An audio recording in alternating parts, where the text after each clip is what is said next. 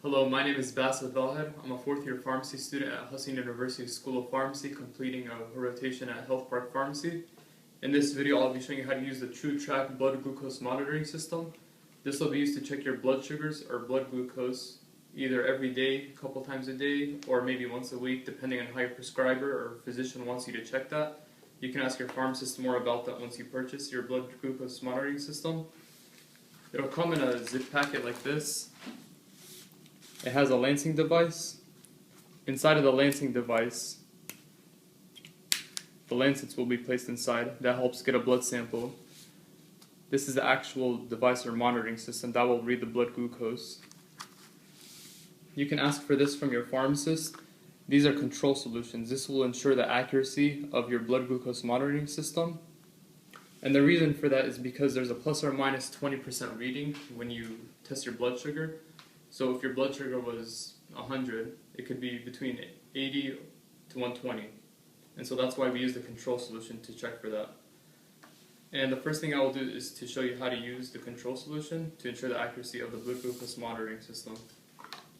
But first, I have a new pack of test strips. So what I need to do is get the code chip out. And each box, once it's purchased, will come with its own chip. It'll have a 4-digit number. And it'll also come with the test strips. So you always want to make sure that the 4-digit number on the code chip matches the 4-digit number on this bottle right here, which holds the test strips. A couple things about the device before I actually use the control solution. This is the actual screen which shows your blood sugar and the time and the date. The button in the middle, the S button, that's used to turn on the device. The button right there is the minus button, the plus button as well. Those will be used to adjust the date and time. So what I'm going to do is I'm going to turn on the device by using that middle button and put in that new code chip.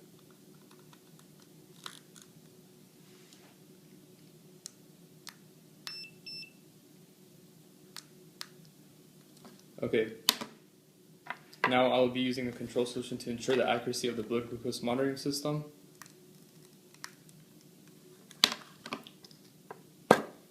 I'm going to take one test strip out and just place it in the machine, in the device. It should turn on automatically since it does read the test strip. And it's blinking saying that, it's ready for me to do something. So I'm just going to show you one example of these. This, for example, is level 1. So looking at the bottle right here, it'll tell you that the control solution level 1 should read between 179 and 242. So once I use the control solution, it should read somewhere between 179 and 242. So first I'm going to use an alcohol swab to make sure that everything is clean on that bottle top before I put the control solution on it. And have a sharps container. I suggest that you use that for everything, even though it is only for sharps. I'm going to let that dry for a little bit.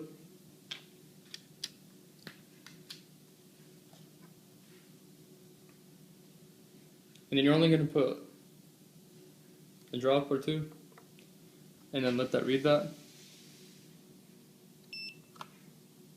And in 10 seconds it'll tell me what the reading is.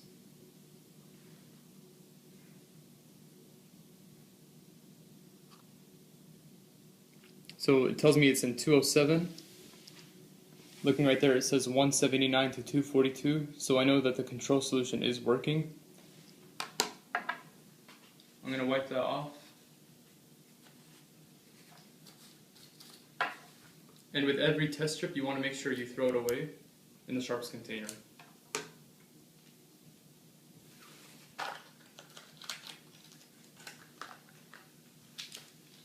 There's a couple other things you should know about each test strip. You should never reuse each test strip. You should never wipe them down. you should never share your glucometer with anybody. And also you should never add a second drop of blood. You just need 1 drop of blood. So now I'm going to actually test my blood sugar. It's a similar process. I'm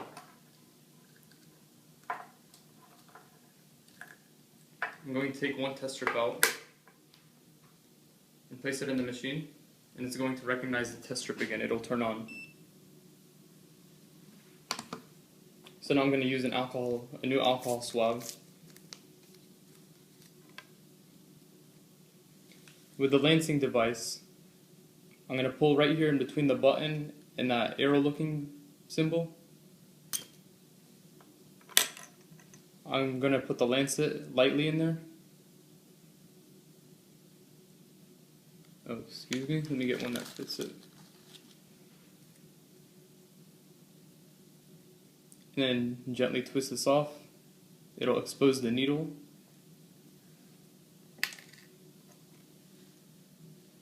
Place that back on, and now I'm going to cock it back.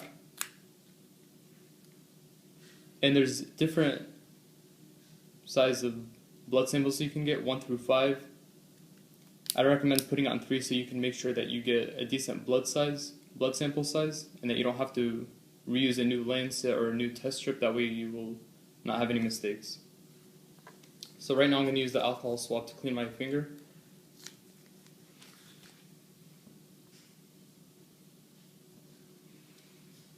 And I'm just going to wait for that to dry. And since I did put the test strip in there not too long ago, it should stay on, but it will turn off after about a minute or so. So you might have to reinsert that test strip. So it is getting dry now. So all I'm going to do is hold it like this, put it against my finger,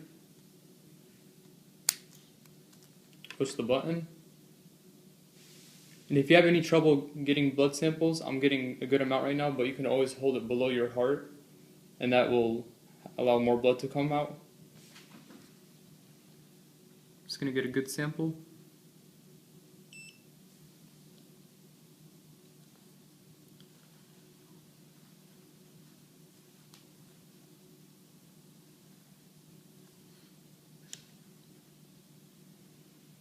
So my blood sugar is reading 88. It should read anywhere between 80 and 120. And that's how you check your blood glucose. One other thing you need to know is if you are bleeding some more, you just need to put a band-aid pretty much, and make sure you take everything and put it in the sharps container. The test strip and the lancet. You just pull it like you did before and put the lancet in there and put everything away, and